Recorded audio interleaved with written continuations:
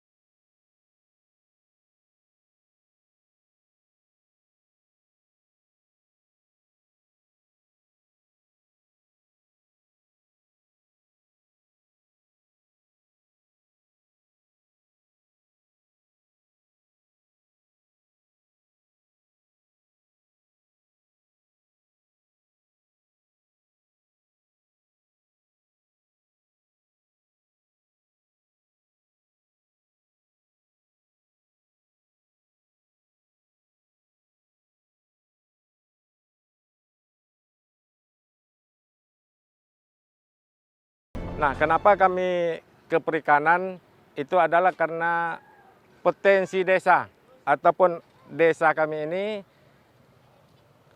letaknya yaitu antara dua bukit. Nah, dari situlah datangnya pikiran-pikiran jernih dari masyarakat untuk mencoba untuk di bidang perikanan darat. Alhamdulillah sampai sekarang insya Allah kena dibantu juga oleh instansi-instansi lain. Desa kami ini ya boleh dikatakan sudah mempunyai produk unggulan, yaitu produk ikan patin.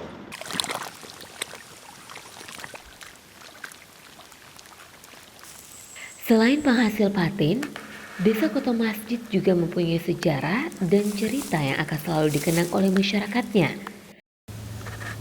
Di mana puluhan tahun lalu, Desa Koto Masjid hanya sebuah dusun kecil yang merupakan bagian dari Desa Pulau Godang yang terletak di tepian Sungai Kampar.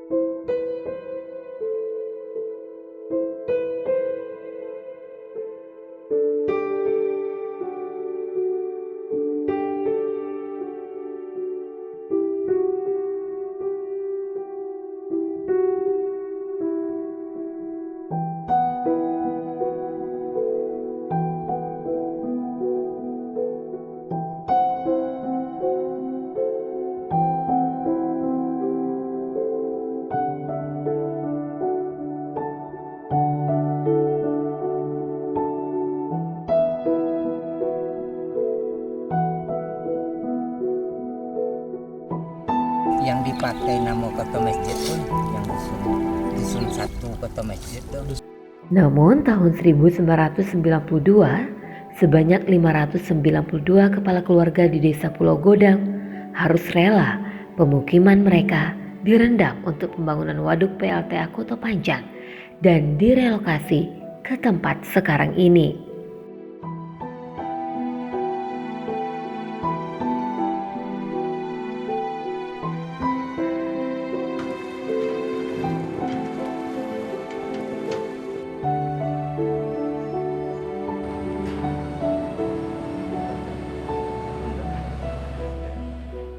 Ya, kalau masalah pemindahan tentu suka dukanya ada, Pak.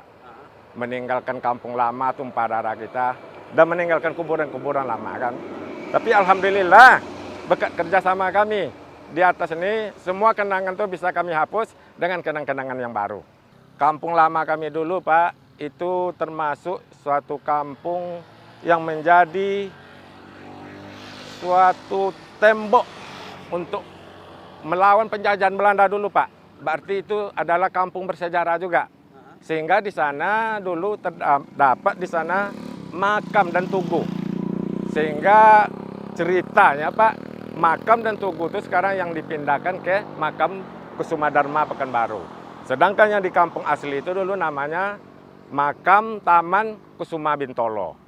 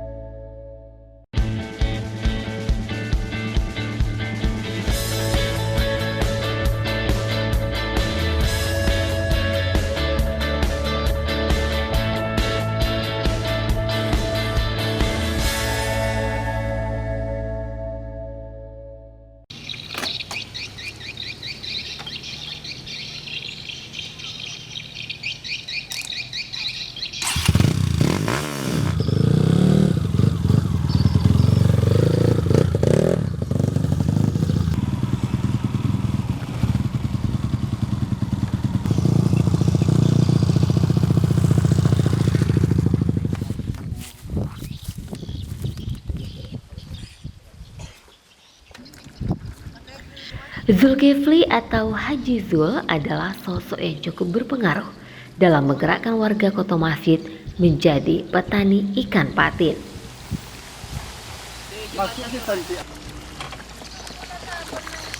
Butuh waktu 10 tahun bagi sarjana ekonomi ini untuk membuktikan bahwa budidaya ikan mempunyai potensi yang luar biasa.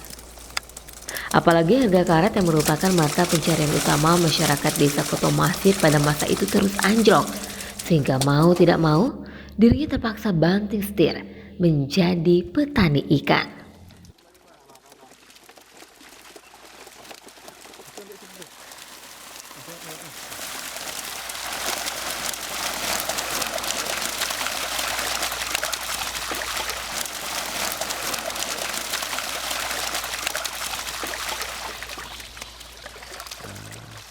Asal mulanya kita kan waktu kuliah itu ada teman yang ngajak untuk berdagang ikan.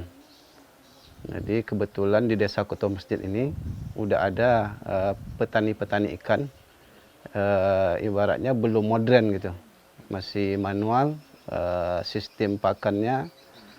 Jadi di sana kita tertarik. Ada suatu usaha yang bisa kita buka di desa Koto Masjid.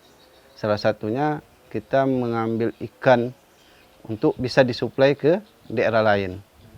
Jadi dari itu kita coba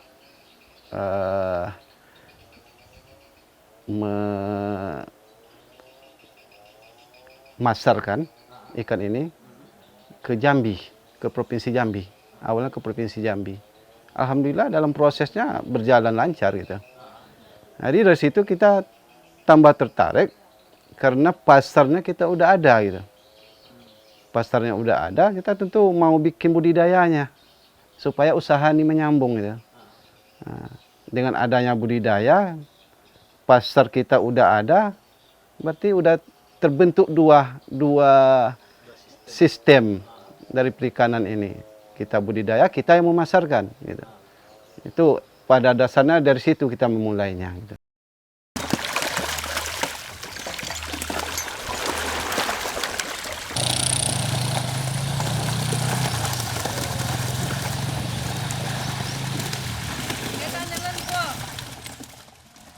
Berbekal pengalaman dan memanfaatkan kenalan, Haji Zul yang sebelumnya berprofesi sebagai pengepul karet terus merintis usaha budidaya dan pembenihan ikan patin hingga akhirnya bisa memiliki sebanyak 63 kolam dengan luas semuanya mencapai 10 hektar.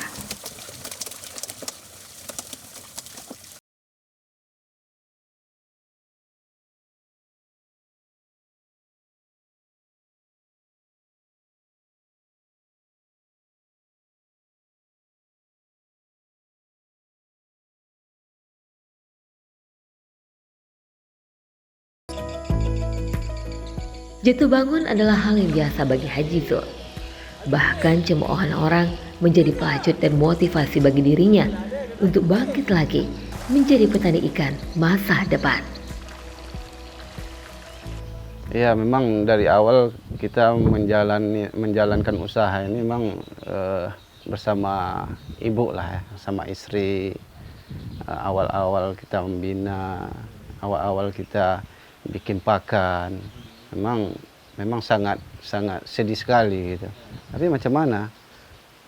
Kita mau berusaha, mau sukses, ya mulai dari dasar dulu gitu. Jadi memang di tahun 2008 itu kita memang terpuruk gitu. Boleh dikatakan habis. Tapi keluarga nggak tahu. Kita memang pendam. Kita pendam tapi kita bangkit. Macam mana bisa bangkit dari keterpurukan ini? Ya kalau memang ada aset kita jual aset dulu. Dulu kita nggak punya apa-apa. Sekarang udah punya. Apa salah dijual dulu dijadikan modal lagi. Rupanya dari cobaan, dari rintangan tadi kita menjadi guru kita rupanya. Jadi di situ kita benahi, di mana kelemahan kita benahi untuk bisa maju gitu. Memang tak semudah membalik telapak tangan gitu. Memang dalam waktu 10 tahun itu banyaklah rintangannya, cobaannya, itu biasa.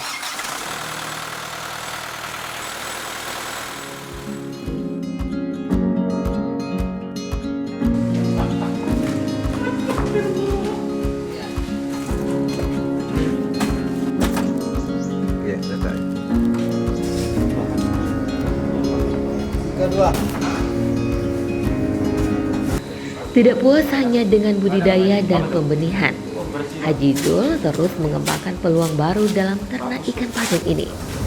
Salah satu peluang tersebut memproduksi sendiri pakan ikan.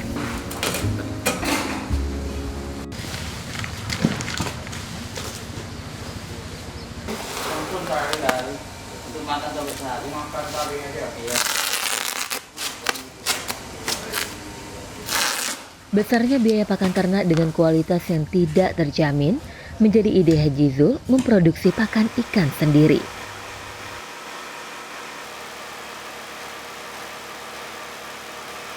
Tidak hanya menghemat biaya, namun dengan produksi pakan ikan sendiri, dirinya dapat menciptakan peluang kerja bagi masyarakat Desa Koto Masjid.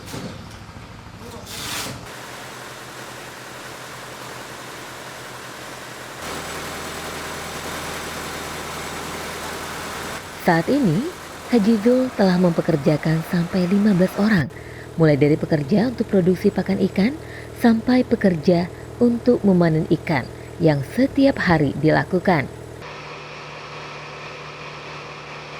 Sehingga tidak heran dalam sehari uang yang dikelola Haji Zul bisa mencapai 30 juta rupiah.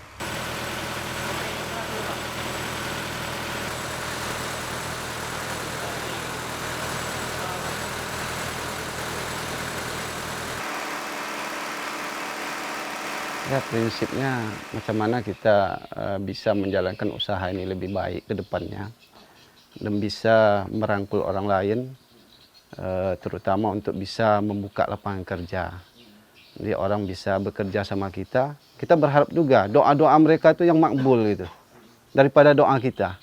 Mungkin sebagian memang ada doa kedua orang tua, termasuk keluarga, istri, anak-anak. Mungkin doa-doa orang yang bekerja sama kita lebih abdol. Dia banyak berharap. Mungkin memang kita menggaji dia itu, mungkin dari situ dia bisa menyekolahkan anaknya gitu. Jadi kita termasuk bangga lah dengan bisa membuka lapangan kerja ini.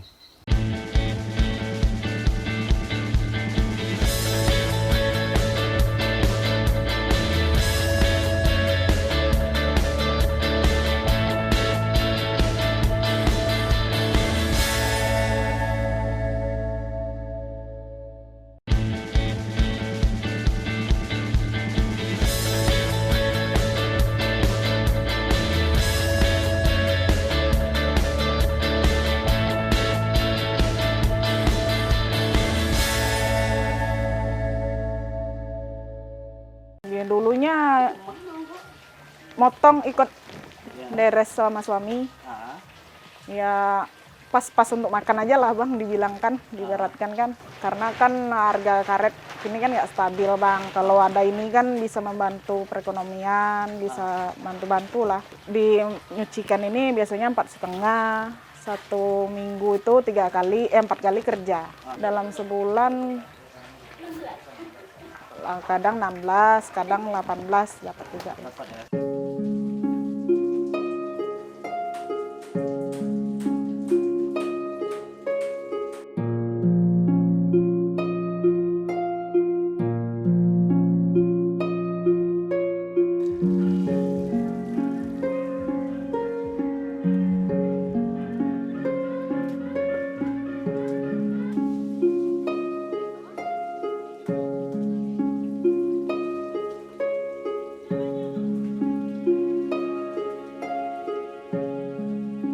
Tidak hanya bergantung pada budidaya ikan di kolam, namun di Desa Koto Masjid banyak produksi turunan dari ikan patin tersebut. Seperti ikan salai patin, nugget ikan, hingga bakso ikan dan banyak lagi. Yang tentunya membuka peluang kerja baru dan sangat membantu perekonomian masyarakat.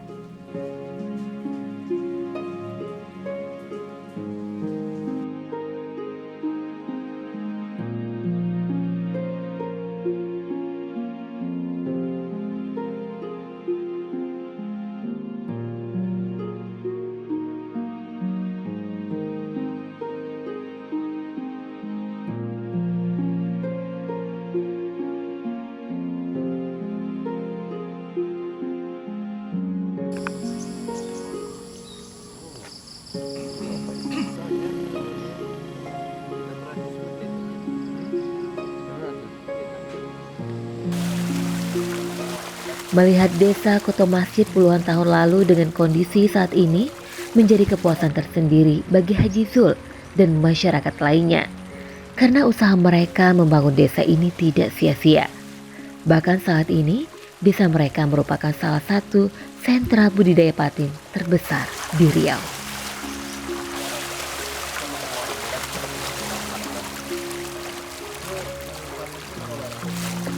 Sekarang kita sendiri pun nggak bisa mencukupi pasar. Dengan bertumbuhnya petani-petani atau toke-toke ikan ini, alhamdulillah Desa Koto Masjid bertambah jaya, bertambah sukses.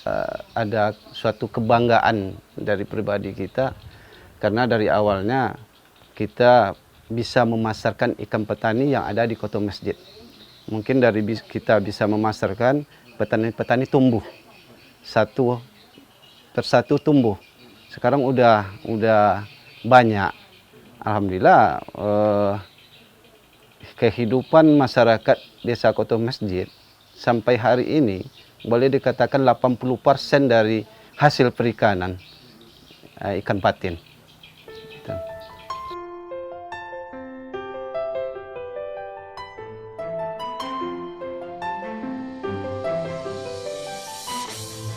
Meskipun telah maju dan terkenal dengan kampung patinnya, namun kenangan dan cerita Desa Koto Masjid tempo dulu juga masih terus dirindukan oleh masyarakat Desa Koto Masjid sekarang ini. Mulai dari budaya dan tradisi adat mereka saat menyambut hari besar keagamaan.